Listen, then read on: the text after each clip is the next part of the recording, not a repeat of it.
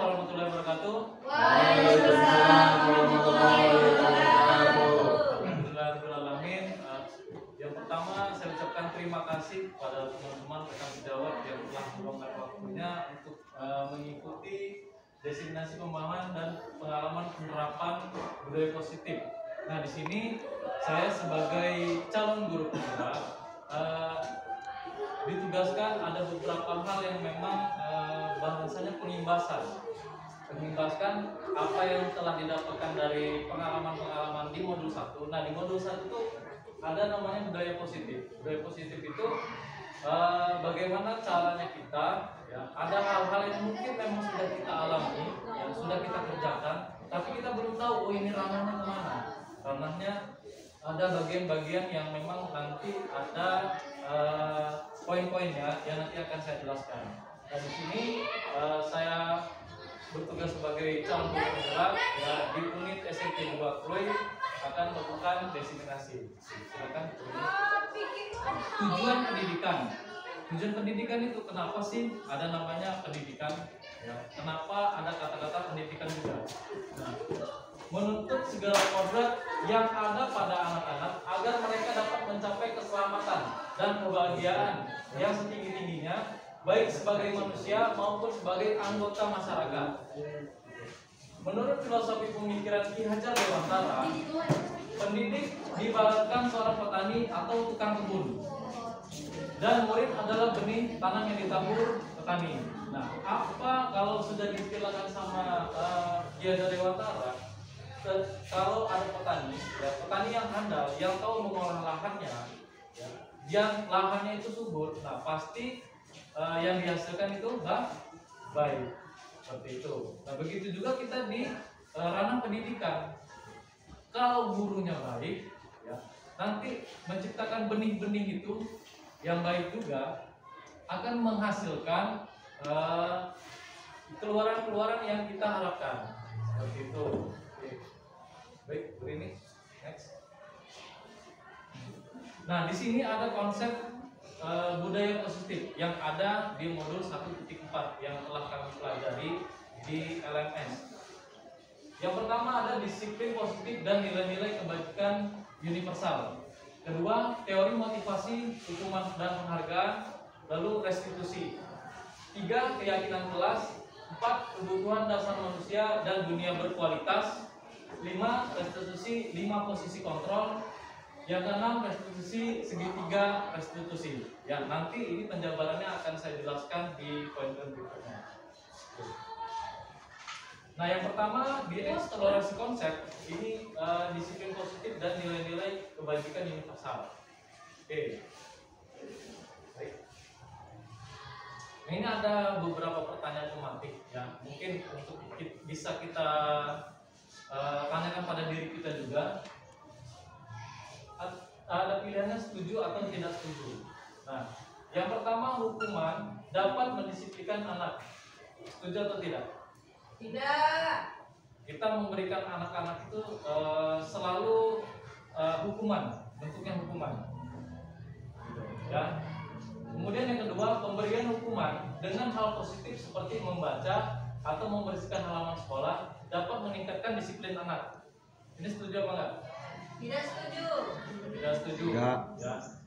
Kemudian memberi penghargaan dapat meningkatkan motivasi belajar anak. Memberikan penghargaan. Setuju. Bagus. Tidak. Dikasih penghargaan. Ya kan ada misalkan anak-anak itu kita kasih penghargaan terus tuh. Tidak setuju.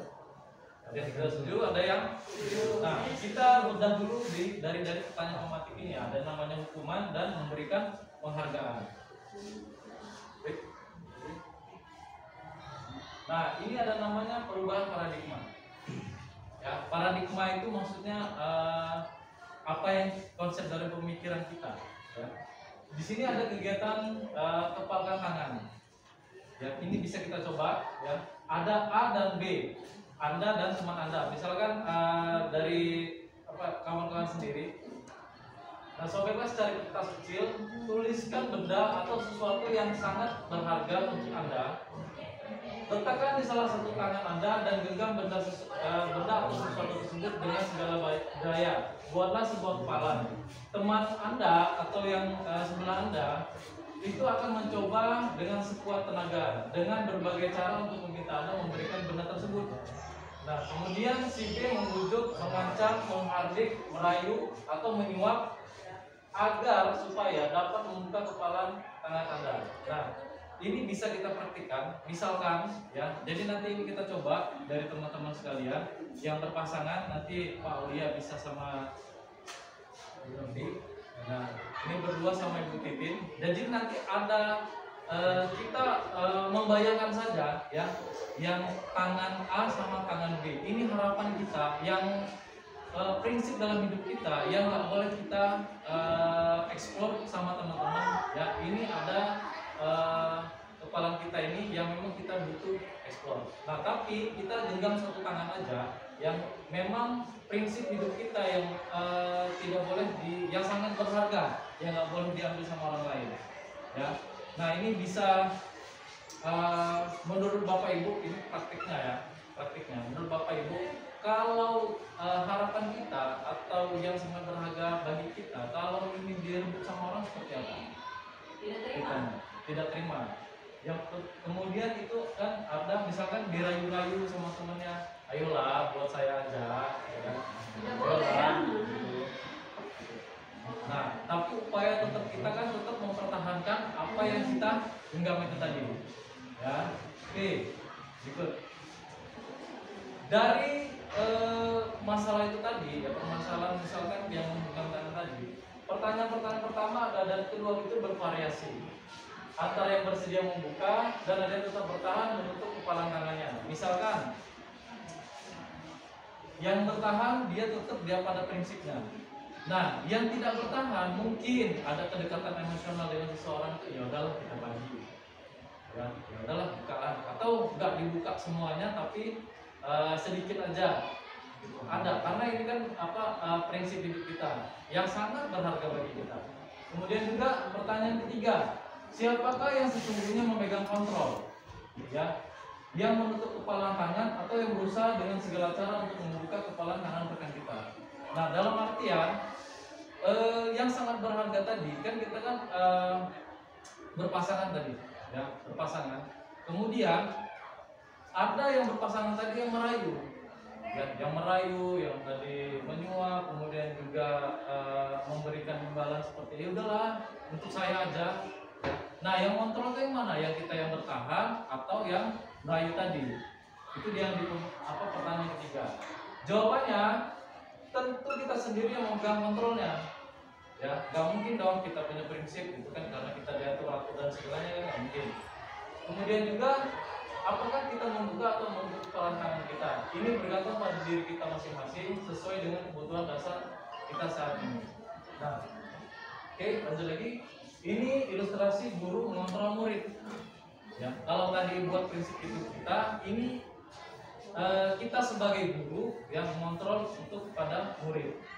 Pada dasarnya kita tidak dapat memaksa murid untuk berbuat sesuatu jikalau murid tersebut memilih untuk tidak melakukannya.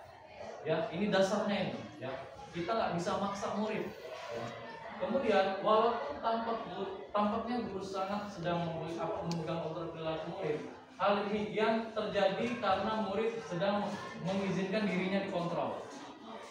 Saat itu bentuk kontrol guru menjadi kebutuhan dasar yang dipilih murid tersebut. Teori kontrol menyatakan bahwa semua perilaku memiliki tujuan, bahkan terhadap perilaku yang tidak disukai. Contohnya sekarang aja Bapak Ibu, ya. Ada beberapa anak-anak yang kita perintah, ya, itu ada yang yang refleks langsung mengerjakan, ya. Ada yang refleks nanti aja, ada yang acuh, benar nggak? Ya, rasa dalam kita karena kita sudah praktik turun di lapangan. Nah, inilah yang menunjukkan posisi kontrol. Kemudian juga ilusi bahwa kritik dan membuat orang merasa bersalah dapat menguatkan karakternya. Nah, itu maksudnya gimana sih? Menggunakan kritik dan rasa bersalah untuk mengontrol murid menuju pada identitas yang gagal. Mereka belajar untuk merasa buruk tentang diri mereka. Mereka mengembangkan dialog diri yang negatif. Kadangkala sulit bagi guru untuk mengidentifikasi bahwa mereka sedang melakukan perilaku ini. Karena seringkali guru cukup menggunakan suara halus untuk menyampaikan pesan negatif. Nah, ini ada beberapa kalimat-kalimat terselubung yang biasanya diucapkan sama guru tanpa kita sadari. Ya, contohnya misalkan ada sindiran-sindiran pelan gitu kan. Cuma terkadang ya, murid itu juga ngerasa oh ini ke saya ini ke saya ini. Ya karena kita sudah di dunia pendidikan pasti tahu kan rulesnya di kelas itu seperti apa. Lanjut lagi. Nah, ilusi bahwa semua penguatan positif efektif dan bermanfaat. Penguatan positif atau bujukan adalah bentuk-bentuk kontrol. Ya, contohnya ini biasanya umumnya di BK juga nih yang terjadi ya. Harusnya ada teman-teman dari BK juga datang. Oh iya, Pak Pran. Sip. Ya, jadi bujukan atau kontrol biasanya untuk penanganan ada beberapa kasus gitu ya. Beberapa kasus kita lemahnya kita ketika lagi ada permasalahan itu langsung ya sudah ke BK saja. Ya. Kenapa kamu nak? Gitu kan nggak masuk 3 hari, udah sana ke BK saja. Gitu. Jadi kita untuk kontrol sama anak murid kita pada pelajaran kita sendiri, ya, itu selalu menyarankan ke BK. Nah di sini kita belajar dulu gimana caranya menyelesaikan masalah, gitu, yang memang seharusnya kita bisa selesaikan. Gitu. Makanya kalau kita di sekolah kita biasanya gimbolnya kayak gitu, apa ya? Ribu ketika lagi teman-teman BK kenapa langsung ke sini semua sih, gitu kan? Kenapa selalu langsung ke BK semua sih? Nah, nanti ini kita belajar di posisi kontrol. Kemudian juga perubahan paradigma stimulus respon, teori kontrol dan teori pilihan. Siapa sesungguhnya yang memiliki kontrol? Ya, ini stimulasi respon. Ketika mencoba mengubah orang agar berpandangan sama dengan kita. Kemudian dari kontrolnya kita berusaha memahami pandangan orang lain tentang dunia. Kemudian perilaku buruk dilihat sebagai suatu kesalahan. Teori kontrolnya semua perilaku memiliki tujuan. Kemudian orang lain bisa mengontrol saya. Nah, ini teori kontrolnya hanya Anda yang bisa mengontrol diri Anda. Kemudian saya bisa mengontrol orang lain, Anda tidak bisa mengontrol orang lain.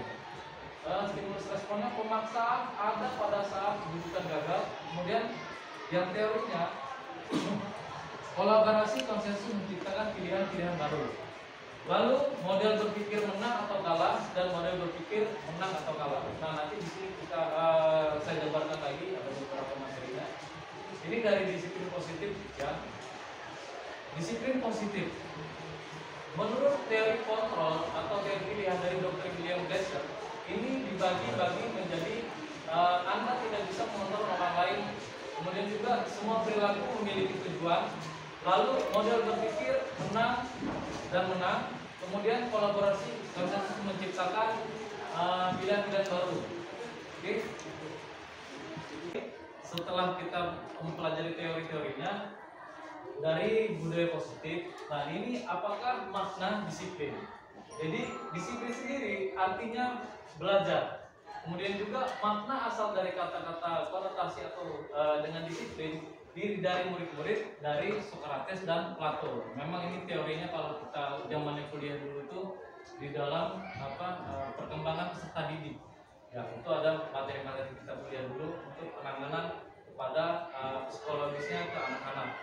Kemudian juga disiplin diri membuat orang mengalih potensinya menuju sebuah tujuan apa yang dia hargai. Kemudian, namun dalam budaya kita, makna kata disiplin telah berubah menjadi sesuatu yang dilakukan seseorang pada orang lain untuk mendapatkan kepatuhan. Kecenderungan umum adalah menghubungkan kata disiplin dengan ketidaknyamanan, bukan dengan apa yang kita hargai atau pencapaian sesuatu yang mulia. Kemudian nilai-nilai kebijakan universal. Nah, nilai-nilai kebijakan ini adalah sifat-sifat positif manusia yang merupakan tujuan mulia yang ingin dicapai setiap individu. Nilai-nilai tersebut bersifat universal dan lintas bahasa, suku, bangsa, agama maupun latar belakang. Jadi setiap perilaku atau perbuatan memiliki satu tujuan menurut Dr. William Glasser pada teori kontrol 1984. Dengan mengaitkan nilai-nilai kebajikan yang diyakini seorang, maka motivasi intrinsik atau akan terbangun. sehingga menggerakkan motivasi dari dalam untuk mencapai tujuan mulia yang diinginkan. Kemudian nilai-nilai kebajikan yang ingin dicapai oleh setiap anak Indonesia kita kenal dengan profil pelajar Pancasila. Sudah pernah dengar Bapak Ibu? Sudah. Pelajar Pancasila ya. Ini ada mandiri, bernalar kritis, berkebenekaan global, kemudian bergotong royong dan kreatif.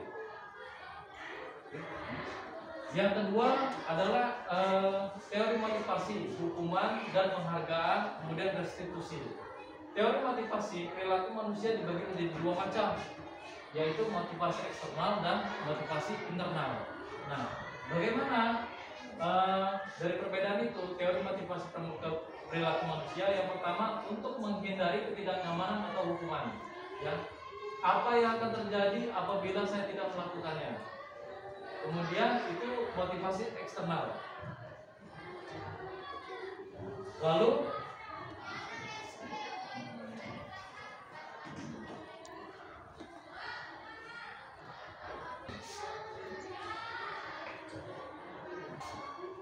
Mas.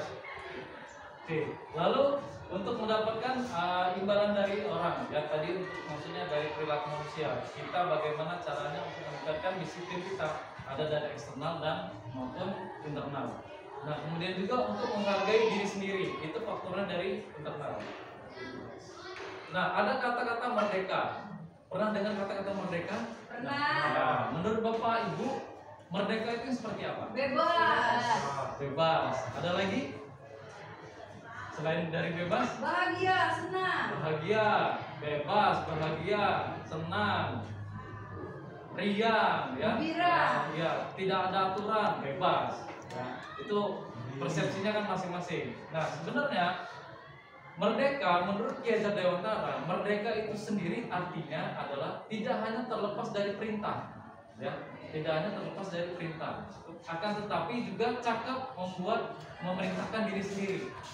Contohnya seperti ini, kalau dari merdekanya, kita mengerjakan sesuatu hal bebas, ya, tapi kita ingat batasan-batasan yang memang kita perlu harus lakukan atau yang tidak perlu kita lakukan. Itu dari kata-kata merdeka sendiri. Kita harus paham batasan-batasannya. Kemudian juga dihukum dan penghargaan, pengaruh jangka pendek dan jangka panjang. Lalu ada namanya penghargaan untuk mengurangi ketepatan, penghargaan menghukum, kemudian juga penghargaan merusak hubungan, dan penghargaan tindak efektif. Nah, nanti ini kita ibaskan kepada murid-murid kita. Lanjut lagi. Pause lagi, apa? Kamera. Oke, baik. Ini ada namanya dihukum oleh penghargaan. Nah, penghargaan menurun kualitas, penghargaan mematikan kreativitas, kemudian juga penghargaan mengurangi motivasi intrinsik. Nah, jadi ada beberapa penghargaan itu yang memang, contohnya kita punya anak ya, kita kasih penghargaan terus, jadi dia motivasinya misalkan melakukan sesuatu, oh nanti dikasih sama ibu saya, gitu. Tidak memunculkan inisiatif dari diri dia sendiri. Ya, itu ada beberapa penghargaan yang bisa mematikan atau menurunkan kualitas. Next. Nah, bentuk program kebajikan dalam memberikan apresiasi atau pengakuan atau penghargaan lalu perlu diingat beberapa hal. Beri pengakuan secara khusus, kemudian juga beri pengakuan secara pribadi, lalu beri pengakuan kepada semua murid bergantian, kemudian memberikan pengakuan secara konsisten dan fokus pada proses. Nah, ini misalkan ada beberapa pertanyaan ya. Tindakan guru ada namanya yang kita hubungkan hukuman atau konsekuensi.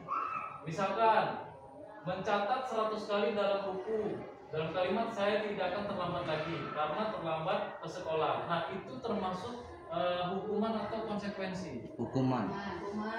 Hukuman. Oke. Lari mengelilingi lapangan basket 2 kali karena terlambat hadir di sekolah. Hukuman. Hukuman atau konsekuensi? Hukuman. Kemudian murid diminta untuk push up 15 kali karena tidak menggunakan masker. Penyiksaan itu. Lalu mengganti kertas tugas teman yang telah dicoret-coret. Konsekuensi. Konsekuensi, tanggung jawab. Konsekuensi. dan memberikan tumpahan air di meja karena tersenggol pada saat belajar. Konsekuensi. Ada rasa tanggung Kemudian, jawab. murid disuruh untuk mengenakan sepatu seharian di sekolah karena tidak mengenakan sepatu hitam. Itu hukuman atau konsekuensi? Hukuman. Ya, hukuman. Lari Memberatkan. mengelilingi lapangan basket 2 kali karena terlambat, itu sama tadi ya. Ini pelajaran basket itu konsekuensi apa hukuman? Ini ada konteksnya, pelajaran PJOK.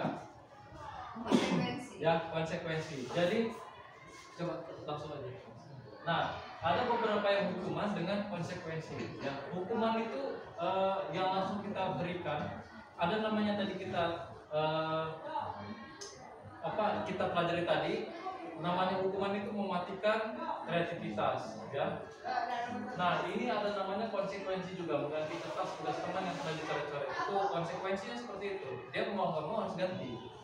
Seperti itu. Misalkan nih, kita pinjem barang sama temen, itu terus hilang. Ya. Konsekuensi apa hukuman? Kamu harus ganti punya saya. Konsekuensi itu tanggung jawab, belajar tanggung jawab. Ada rasa tanggung jawab. Oke, Bu. Nah, lanjut lagi, apa itu restitusi?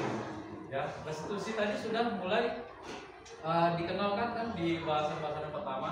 Restitusi adalah proses menciptakan kondisi bagi murid untuk memperbaiki kesalahan mereka. Jadi, misalkan kalau anak ini bermasalah, gitu kan, terkadang anak ini nggak tahu dia itu salah atau benar, seperti itu. Lanjut lagi, restitusi juga merupakan proses kolaborasi yang mengajarkan murid untuk mencari solusi untuk masalah mereka dan membantu murid berpikir tentang orang seperti apa yang mereka ingin menjadi atau tujuan mulianya dan bagaimana mereka harus memperlakukan orang lain. Itu di restitusi. 9 ciri-ciri restitusi. Ya, kata kuncinya restitusi itu kita bahasnya gini: menggali apa yang kepribadian dari anak itu sendiri. Ya. Yang pertama, bukan untuk menebus kesalahan, namun untuk belajar dari kesalahan. Nah, terkadang kita tuh selalu menghardik anak murid itu selalu kamu salah. Nah, ini kita belum pernah, kadang jarang terjadi kitanya menggali kenapa dia berbuat salah. Kemudian juga memperbaiki hubungan. Lanjut lagi, tawaran atau bukan paksaan. Nah, biasanya kita nego. Kalau anak itu salah, gitu kan, kamu mau apa? Kadang kita serahkan ya sama dia. Kamu maunya apa? Gitu kan. Misalkan dia nggak kerjain tugas, ya, kita tawarkan lagi. Kamu maunya apa? Mau kerjain tugas lagi atau mau apa? Ibu tambah tugas yang sekarang? Seperti itu.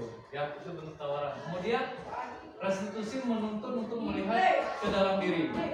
Lanjut lagi, mencari kebutuhan dasar yang mendasari tindakan. Kemudian restitusi diri adalah cara yang paling baik. Kemudian fokus pada karakter bukan tindakan. Lalu fokus pada solusinya dan mengembalikan murid yang berbuat salah kepada kelompoknya. Jadi biasanya ini yang akan mengakibatkan timbulnya bully-bully di kelas. Misalkan kita dalam kelas nih, ya, saya dipanggil ke BK. Karena konotasinya kalau sudah dipanggil ke BK itu kenapa anak murid? Negatif dan bermasalah. Ketika lagi saya dipanggil, padahal kan di BK itu konsultasinya bukan hanya sekedar anak yang bermasalah.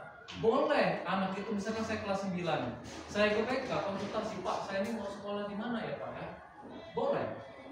Pak, sekolah ini di mana? Gimana Pak sekolah yang ada di misalkan di kota sana?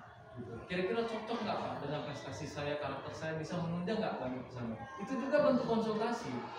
Ya, bukan hanya sekedar anak itu berantem, ya, atau melakukan kesalahan dalam kelas, BK. Terus BK. Nah, rata-rata begitu. Ini kita butuh dukungan bersama, ya, teman-teman sekalian, untuk menanggapi masalah-masalah murid yang ada di sekolah. Jangan sampai selalu hal kecil, ya, hal kecil itu tadi kita yang harusnya bisa selesaikan di tempat, kita lemparkan selalu ke BK. Ya. Kemudian keyakinan kelas. Nah, ini menarik keyakinan kelas ini. Ya, bisa Bapak Ibu terapkan ketika lagi nanti di kelas atau pembelajaran di tahun baru nanti. Ya. Oke. Mengapa tidak peraturan saja? Mengapa harus ada keyakinan kelas? Terutama ibu-ibu mapel. Ya, kalau bapak-bapak kan enak tinggal, dikit itu udah punya. Tapi ketika lagi ibu-ibu mapel, ya, ibu-ibu mapel yang saya terima, teman-teman itu serasa sama anak itu terkadang, ya, terkadang itu cueknya luar biasa. Ya.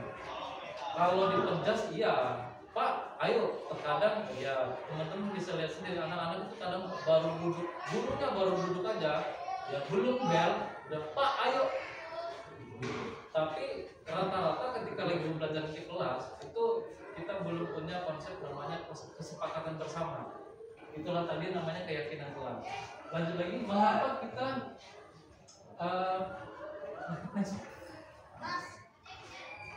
ya, mengapa tidak peraturan saja? Mengapa harus keyakinan kelas? Nah, ini untuk mendukung motivasi intrinsik. Ya. Kembali ke nilai-nilai keyakinan lebih menggerakkan seseorang dibandingkan mengikuti serangkaian peraturan. Ya. Lanjut lagi, ada budaya positif, lingkungan yang positif, keyakinan kelas, dan kita masuk ke peraturan kelas. Baik itu wali kelas, baik itu guru mapel. Ya. Nah, ini kesepakatan kelas yang sudah dibuat oleh ada beberapa teman dan saya juga mengaplikasikannya. Ya, misalkan di sini kesempatan kelasnya ini dari TK lah, ya. Ada kesempatan kelas itu datang tepat waktu, kemudian mengucapkan salam. Ya, kalau kita ritualnya pagi, ya, kelas pagi itu biasanya kan berbaris, kemudian itu berdoa. Kesepakatan, ya, kesepakatan. Kemudian juga menjaga kebersihan sekolah, ya, ini kesepakatan juga. Lalu berdoa sebelum dan sesudah kegiatan. Lalu aktif dalam pembelajaran. Nah, ini kesepakatan di dalam kelas. Ada lagi, kami guru dan murid yang menyayangi. Kemudian kami murid yang sangat semangat belajar. Lalu kami murid yang peduli dan teman-teman. Nah, di kesepakatan kelas itu bukan hanya murid saja yang menjalankannya, tapi gurunya juga. Kok bisa, Pak? Itu kan kesepakatan kelas, harusnya anak murid saja. Ya, tidak. Misalkan contoh, menjaga kebersihan kelas, berarti boleh dong. Kalau kesepakatannya hanya murid saja, guru bawa makanan buang. Kan itu harus disepakati mana yang dikerjakan sama murid, mana yang dikerjakan sama guru. Nah, kemudian ini ada keyakinan kelasnya. Selalu kembalikan buku ke tempatnya, ya. Lalu dilarang mengganggu orang lain. Ini yang dilakukan oleh siapa? Kemudian ya, hadir di sekolah 15 menit sebelum pembelajaran dimulai. Siswa dan guru. Ya, siswa dan guru. Lalu dilarang melakukan kekerasan. Semuanya. Ya. Lalu dilarang menggunakan narkoba. Semua terkait. Ya. Bergantian atau menunggu giliran. Semua. Lalu menggunakan masker. Ini dalam Konteks dalam konteks pas COVID kemarin. Jangan berlari di kelas atau koridor. Semuanya. Ya, lucu juga Pak Uta sama Pak Aris itu. Gurunya sih Karena masanya sudah mulai beda. Ya, nah ini penerapan di kelas ya. Ini contohnya lagi dari teman juga ya. Lanjut lagi besar. Nah, lalu kita masuk dari tadi keyakinan kelas ya. Nanti prakteknya dari Bapak Ibu, misalkan di mapelnya nanti ketika lagi ketemu sama siswa yang baru, nanti bikinlah kesepakatan kelas. Ya, karena supaya ya, meminimalisir kitanya yang marah-marah terus. Dan nanti pelajaran Bapak maunya kayak mana? Nah, nanti setelah ada keyakinan kelas, ya, keyakinan kelas, ketika lagi ada anak yang melanggar atau apa, mereka sudah tahu, ya, pasti akan oh ini konsekuensinya kayak gini. Misalkan kalau saya nggak ngerjain tugasnya Pak Uya misalkan, karena kita sudah kesepakatan bersama, gitu. Pak Uya nggak marah-marah lagi. Ayo, kenapa kamu nggak ngerjain? Pak, gini nih, sudah tahu konsekuensinya. Ya sudah. Jadi bapak, kenapa kamu nggak ini? Apa kerjaan kamu sampai nanti mana bapakmu nggak ini? Udah dari ngerjaan ini, kenapa nggak memperhatiin? Emang bapakmu kerjaannya apa? Dan udah kok ke sana. Padahal kita lagi menyelesaikan masalah anak itu tadi. Nah itu di situ. Baik, assalamualaikum warahmatullahi wabarakatuh. Waalaikumsalam warahmatullahi wabarakatuh. Nah, di sini Popta dengan kemarin Bayu dan Fauzi. Hari ini kita akan membahas insiden perkelahian kalian kemarin yang ada di belakang kelas. Nah, mari kita mulai dengan menceritakan apa sebenarnya yang terjadi kemarin dari masing-masing dari kalian. Oke, dari Bayu dulu. Pak, saya merasa sangat marah karena Bu Fauzi mengejek saya di depan teman-teman. Saya kehilangan kendali dan mulai memukulnya. Nah, kalau dari Fauzi, Saya hanya bercanda Pak, tapi Bayu langsung marah dan menyerang saya. Saya tidak bermaksud jahat. oke. Baik, saya mengerti bahwa kedua masing-masing dari kalian itu merasa terluka. Sekarang kita perlu memahami dampak dari perkelahian kalian itu seperti apa. Bagaimana perasaan kalian setelah kejadian ini? Nah, dari Bayu dulu seperti apa? Saya merasa bersalah dan malu, Pak. Saya tidak ingin menyakiti siapapun. Dari Fauzi? Saya juga merasa buruk. Saya juga merasa buruk Pak. Teman-teman sekarang melihat saya berbeda. Ya, oke, terima kasih sudah jujur sama Pak Ustadz. Nah, sekarang kita perlu menentukan apa yang bisa kita lakukan untuk memperbaiki situasi ini. Nah, Bayu, apa yang kamu rasa bisa yang kamu lakukan untuk memperbaiki kesalahanmu? Coba Bayu. Saya akan meminta maaf kepada Fauzi dan teman-teman. Saya juga akan mencoba lebih tenang kalau merasa marah. Ya, bagus. Sekarang Fauzi, apa yang kamu rasakan bila melakukan perbaikan untuk kesalahan kamu ini? Saya juga akan meminta maaf kepada Bayu dan berusaha untuk lebih peka dengan perasaan orang lain. Oke, nah ini rencana kita, Bayu dan Ahmad. Kalian berdua akan meminta maaf kepada satu sama lain, dan kepada kelas. Nah, jadi kalau ketawa, jangan nanti diulang lagi ya. Coba yang dari Fauzi coba. Saya juga. Iya, jangan ditunjuk. Nah, lagi. Saya juga akan meminta maaf kepada Bayu dan berusaha untuk lebih peka dengan perasaan orang lain. Oke, nah ini rencana kita antara Bayu dan Fauzi. Kalian berdua akan minta maaf kepada satu sama lain dan minta maaf juga kepada kelas. Setelah itu kita akan mengadakan diskusi kelas tentang bagaimana mengelola emosi dan menyelesaikan konflik secara damai. Saya juga akan memantau kalian selama 1 bulan ke depan. Kami setuju Pak. Oke, baik. Mari kita mulai dengan permintaan maaf sekarang. Oke, silakan minta maaf. Nah, kalau kita kira cukup untuk penyelesaian kasus hari ini, terima kasih. Assalamualaikum warahmatullahi wabarakatuh. Waalaikumsalam warahmatullahi wabarakatuh. Oke, assalamualaikum warahmatullahi wabarakatuh. Ya, baik. Ini kemarin saya melihat kamu mencontek saat ujian matematika. Nah, bisa kamu jelaskan apa yang terjadi kemarin itu sama Pak Okta? Saya sangat panik, Pak. Saya merasa tidak siap untuk ujian dan akhirnya mencontek. Saya takut salah. Oke, saya menghargai kejujuran kamu. Mari kita bahas dampak dari tindakan kamu. Menurut kamu, bagaimana tindakan mencontek ini mempengaruhi diri kamu dan teman-teman kelasmu? Saya merasa sangat bersalah dan malu. Saya tahu saya mengecewakan Bapak dan teman-teman. Mereka mungkin merasa tidak adil karena saya tidak jujur. Benar, ini tindakan kamu memang merusak kepercayaan dan integritas. Apa yang bisa kamu lakukan untuk memperbaiki situasi ini? Saya ingin meminta maaf kepada Bapak dan teman-teman. Saya juga ingin membuat komitmen untuk tidak mengulangi perbuatan itu. Itu langkah yang baik. Bagaimana jika kamu juga memberikan prestasi tentang pentingnya kejujuran atau kepada teman-temanmu? Saya siap, Pak. Saya ingin membuktikan bahwa saya tidak berubah. Ya, baik. Rencananya kita ini adalah seperti ini. Aini akan menulis surat permintaan maaf dan membacakannya di depan kelas. Kemudian kamu akan memberikan presentasi tentang kejujuran dan dampak negatif dari mencontek. Saya akan memantau presentasi kamu dan perilaku kamu selama semester ini untuk memastikan kamu benar-benar berubah. Setuju? Setuju, Pak. Terima kasih atas kesempatan ini. Oke, baik. Kita mulai dengan surat permintaanmu besok di kelas ya. Ya.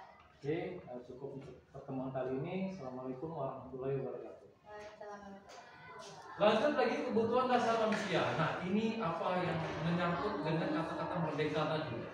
Ya, ada namanya bertahan hidup, lalu kasih sayang dan rasa diterima, kesenangan, kemudian juga penguasaan, lalu kebebasan. Ya. Nah, dari 5 ini tadi, ya kira-kira Bapak Ibu sampai detik ini pun merasakan nggak, pengen nggak ada namanya kayak gini bertahan hidup? Pengen. Iya kan? Ya makanya kerja. Kerja. Nggak ngapa-ngapain tetap aja kerja. Entah gimana walaupun katanya buntu gitu, kayak mana minimal gitu kan, datang nemuin teman, oh ya, lo kak, rasanya gitu. Ya. Kemudian juga kasih sayang dan rasa diterima. Ini butuh, terutama kita sesama rekan guru, kita perhatiin lah ketika lagi kita di kantor seperti apa. Ya, ada yang datang, kalau dicuekin gimana rasanya? Ya, nggak enak. Kemudian juga ketika lagi kita kumpul itu, ayo ditelepon, ayo kesini, rasanya seneng, wih berarti saya ini masuk dalam komunitas ini loh. Kan sedihnya gitu, tiba-tiba kawannya datang jalan aja, kita ngeliat status teman kita, ya Allah, Favoris ini. seperti lo gitu kan. Nah tapi di sini ada kebutuhan-kebutuhan dasar manusia yang memang sifatnya seperti itu. Lalu lagi kesenangan, yang fun. Nah, funnya seseorang itu berbeda-beda. Ya, kesenangan seseorang itu berbeda-beda. Ada yang senangnya mancing, ya, ada yang senangnya main badminton, lagi seneng-senengnya ini. Ngopi. Ya. Kemarin-kemarin nggak senang, gitu. Tapi sekarang lagi senang-senangnya. Ada teman saya. Kemudian juga penguasaan, ya penguasaan power. Nah ini biasanya dibahasnya di kelas ya. Ketika lagi dia masuk kelas, bagaimana penguasaan kelasnya, power dia sebagai guru itu seperti apa. Lalu juga kebebasan. Kebebasan ini tadi sudah kita bahas ya. Kita bisa melakukan apa saja, tapi sesuai dengan aturan-aturan yang sudah disepakati. Lalu kebutuhan dasar berikutnya, bagaimana cara yang dilakukan manusia dalam memenuhi 5 kebutuhan dasar itu tadi, ya. Lalu apa yang terjadi jika kebutuhan dasar manusia itu tidak terpenuhi? Nah, di sini di realitanya, ya, semua orang itu senantiasa berusaha untuk memenuhi kebutuhannya dengan berbagai cara, ya, dengan cara apapun. Bahkan, mohon maaf nih teman-teman ya, ada yang sudah pegawai pun dan segalanya, ya, terkadang masih melakukan pekerjaan yang lain. Ya, untuk apa? Misalkan mungkin pekerjaan saya sekarang gajinya misalkan 10, tapi saya pengen dapat barang yang harganya 50, otomatis kan kerjanya harus ditambah lagi. Ya, makanya segala berbagai cara ketika lagi kerja, apakah kerjanya sesuai dengan aturan atau di belakang aturan. Gitu. Saya kira Bapak Ibu paham lah seperti itu ya. Lalu bila mereka tidak bisa mendapatkan kebutuhannya dengan cara yang positif, mereka bisa melanggar peraturan atau melakukan hal-hal yang tidak sesuai dengan nilai-nilai kebajikan. Ini yang realitanya yang memang kita alami di kita sendiri terkadang, ya, di kita sendiri, di lingkungan, ya, di lingkungan tempat kerja kita, ya, di lingkungan masyarakat. Ini realitanya. Jadi bagaimana caranya kita tuh untuk mendapatkan kebutuhan yang lebih, ya. Tapi itu tadi, ya, ada namanya bisa melanggar peraturan atau melaksanakan hal-hal yang tidak sesuai dengan nilai kebajikan. Yang kelima adalah 5 posisi kontrol. Nah, yang ini tadi kan kita kontrol. Kontrol itu yang seperti apa untuk anak murid kita? Lanjut Bu.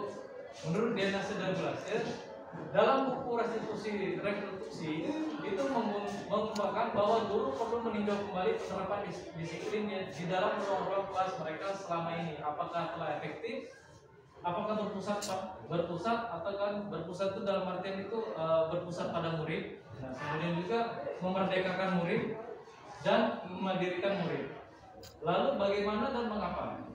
Melalui serangkaian riset berdasarkan teori kontrol dari Dr. William Glasser, nah, dosen bersimpulan bahwa 5 posisi kontrol yang diterapkan seorang guru, orang tua, ataupun atasan dalam melakukan kontrol.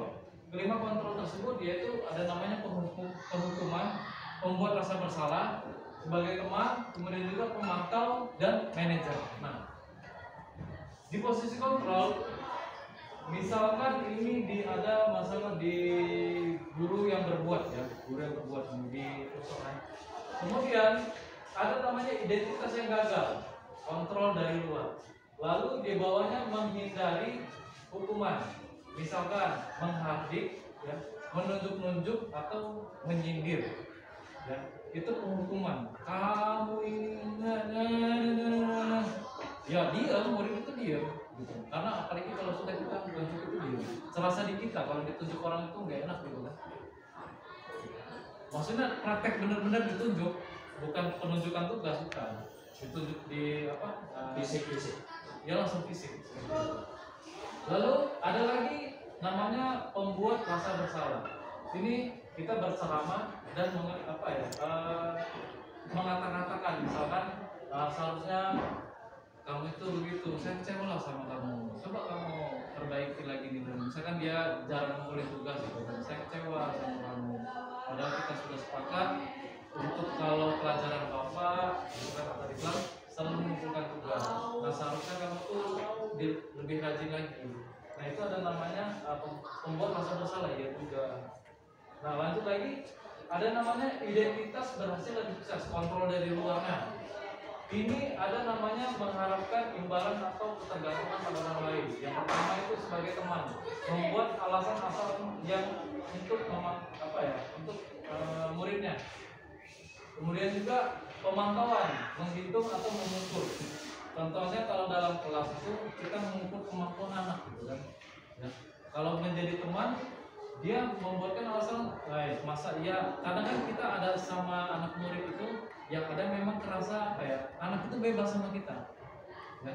Nah itu yang kita bisa, terkadang bahasa baku yang bahasa mereka itu kita bisa ikutin, tapi dalam bahasa formal kita nggak bisa jadi teman seperti itu. Makanya nanti ada namanya pemantauan, ya, menghitung atau mengukur batasan mana sih yang perlu kita terapkan sama anak ini. Ya, karena kita sama anak-anak butuh namanya ikatan emosional, itu pasti. Ya, gak mungkin kita hanya duduk menjelaskan materi dan segalanya, menanyakan kamu bisa apa enggak, bisa nak, ya sudah cukup materi hari ini, assalamualaikum warahmatullahi wabarakatuh, nggak gitu. Ya, lanjut lagi di manajer, mengajukan pertanyaan-pertanyaan. Manajer itu dalam artian gini, dalam kelas itu ya kita melakukan namanya membuat keputusan, ya. Biasanya kalau dalam pembelajaran ini contoh ya, misalkan kita menjelaskan materi, ada yang ingin bertanya? Iya. Sudah mengerti? Iya. Ada yang nggak ngerti? Iya. Nah posisi bapak ibu di saat itu seperti apa? Kurang ajar anak ini ya, tidak ditanya tugas saya ini guru loh, masa nggak ditanggapin loh maksudnya. Nah dalam posisi seperti itu kita juga sebagai manajer harus ngerti, ya. Mungkin ya kita langsung membuat pertanyaan langsung ke individu. Dari mana? Udah ngerti apa belum? Udah nggak ngertinya di mana? Mau mengajar. Kadang-kadang anak-anak ketika lagi dia jalan forum yang luas itu malunya tuh luar biasa. Ada sih beberapa pertanyaan tapi malunya itu.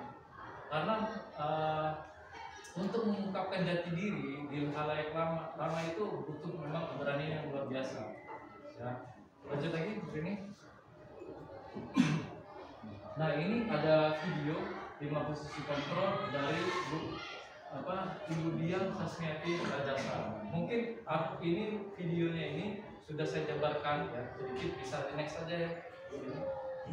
Nah pertanyaan-pertanyaan ini ada beberapa pertanyaan, juga siapa yang mengatakan. Contohnya kayak gini, saya kecewa sekali dengan kamu. Ya, ini kita dalam ruang lingkupnya guru dan murid. Ya, guru dan murid. Siapa yang mengatakannya? Ketika lagi kita bilang saya kecewa sekali dengan kamu. Tadi guru apa murid? Guru. Ya. Kemudian juga kamu tidak pernah benar melakukannya. Guru juga. Terus juga, ayolah lakukan demi ibu dan bapak. Ya, otomatis. Guru. Kemudian bagaimana kamu bisa menyelesaikan masalah ini? Guru. Lalu kamu selalu yang paling terakhir.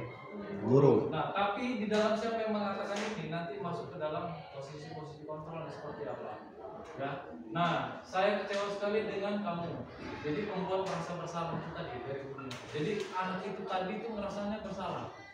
Kemudian juga kamu tidak pernah benar melakukannya, ya betul kamu nih nggak bisa ngapa-ngapain, masa kayak gini aja salah terus. Itu namanya bentuk pengumuman.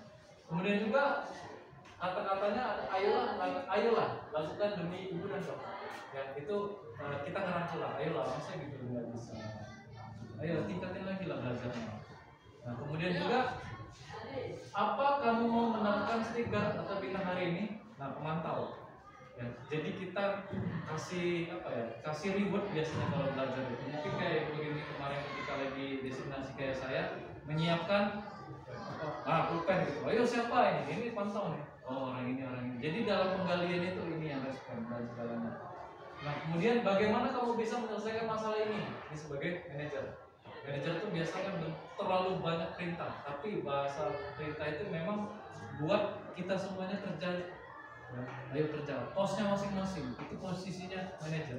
Kalau nggak ada manajer, ya misalkan ketika lagi di kelas ada ketua kelasnya, itu dipanggil perwakilan kelas, malah siapa. Jadi untuk di manajernya kurang. Kemudian juga kamu selalu yang paling terakhir itu tadi yang penghukuman. Nah, lanjut lagi, bergerak antara peraturan pemantau, konsekuensi dan hadiah dengan nilai-nilai manajer memperbaiki. Next Bu.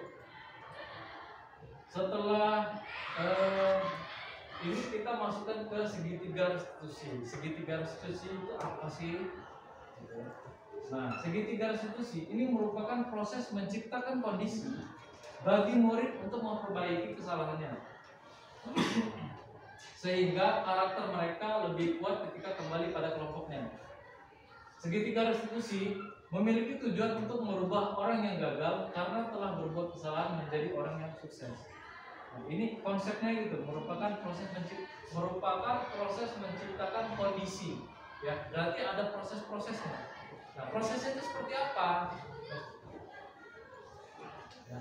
Nah, ini segitiga restitusi namanya. Ya, ada namanya validasi kebutuhan, ada namanya menstabilkan identitas, ada lagi namanya menyampaikan keyakinan. Nah, lalu kamu tentu punya alasan-alasan mengapa melakukan itu. Itu kita menanyakan sama anaknya. Itu dari validasi kebutuhan. Ya, contohnya gini, ini kita langsung ke contoh aja ya. Untuk membuat anak yang merasa gagal karena membuat salah menjadi posisi terhadap dirinya. Gurunya berkata, berbuat salah itu hal yang manusiawi. Ya, tidak ada manusia yang sempurna. Bapak Ibu juga pernah melakukan yang salah. Kita pasti bisa menyelesaikan permasalahan ini. Bapak Ibu tidak tertarik untuk mencari tahu siapa yang salah, siapa yang benar. Bapak Ibu lebih tertarik untuk menyelesaikan masalah. Kalau kamu menyalahkan dirimu sendiri, terus meneruskan, apa kamu bersikap baik pada dirimu sendiri? Nah, ini ke sebelumnya.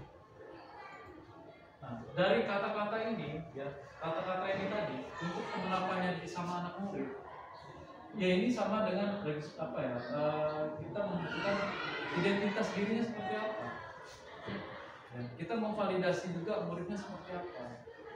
Karena kebanyakan dan keseringan kita, termasuk saya juga, ketika lagi ada kesalahan kecil aja dari murid itu langsung, kamu ini gimana? Itu terjadi bersama saya juga. Ketika melakukan gerakan-gerakan yang memang dia bisa, kan? Itu selalu ada ucapan-ucapan yang kamu ini gimana. Tapi di sini ada kita memanusiakan apa ya, murid kita, memanusiakan murid kita, karena basisnya itu tadi kata Ki Hajar Dewantara, merdeka. Nah, intinya di sini dalam memerdekakan murid ada kata-kata namanya menghamba ya, menghamba pada murid, bukan menyembah ya, tapi menghamba. Menghamba itu kita melihat keadaan murid itu seperti apa, bukan menurut standar kita, tapi mereka itu kemampuannya seperti apa. Kita yang gali, bukan yang standar kita KKM segini-gini, enggak. Penjelasannya kok kecil ini, tapi bahasa Inggrisnya jago. Kita harus lihat standarnya mereka itu bukan standar kita, tapi kemampuan mereka itu seperti apa. Ya, lanjut lagi ini. Membantu murid mengenali basic need, ya, atau kebutuhan dasar yang ingin dipenuhi ketika melakukan kesalahan itu. Ini misalkan guru berkata, kamu bisa saja melakukan hal yang lebih buruk, tapi kamu tidak melakukannya. lanjut, kamu pasti punya alasan mengapa kamu melakukannya. Ini sering dilakukan sama murid-murid yang bukan nakal ya, tapi apa ya, pengen dapat perhatian khusus, aktif. Terkadang kita di kelas gini kan, yang lainnya pada fokus, tapi dia di pojok gelisah aja, gitu. Supaya kenapa? Supaya kita yang merhati, coba perhatiin dulu kan. Kalau sering ketemu nggak anak-anaknya kayak gitu? Ya, di hal yang benar. Ada seperti itu ya. Nah, bagaimana kita cara menyikapinya gitu kan? Apakah kita ambil jalan musuh, woi, gitu? Enggak kan? Ya, tapi ada beberapa perkataan-perkataan yang kira-kira seperti ini ya. Apakah kamu bisa melakukan lebih baik? Bisa nggak? Gitu. Coba ikutin pelajaran Bapak dulu. Nanti kita ada waktunya untuk berdiskusi. Jangan tiba-tiba langsung, woi, bener. Maksudnya ini dalam artian memperbaiki pola kitanya dulu sebagai pengajar atau pendidik.